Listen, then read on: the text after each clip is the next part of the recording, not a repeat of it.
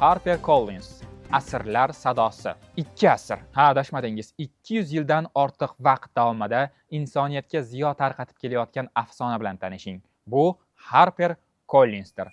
Hamma narsa 1817-yilda New Yorkda aka-uka James va John Harperlar tomonidan boshlangan edi. Keyinchalik Britaniyaning Collins nashriyoti bilan birlashib, ular Atlantika okeanining ikki qirg'og'ini bog'lovchi ko'prikka aylanishdi. Bugun bu tarixiy dargoh News Corp tarkibidadir. Brian Murray rahbarligida faoliyat yuritmoqda. Ularning shiori muallifni dunyo bilan yuzlashtirish. Bu nashriyotning arxivida kimlar borligini eshitsangiz hayratdan yoqa ushlaysiz. Detektiv janri qirolichasi Agatha Christie, O'rta Yer dunyosini yaratgan Tolkien, alkimyogar orqali qalbimizni zabt etgan Paulo Coelho. Aynan Harper Collins Uzuklar hukmdorini dunyoga taqdim etgan nashriyotdir.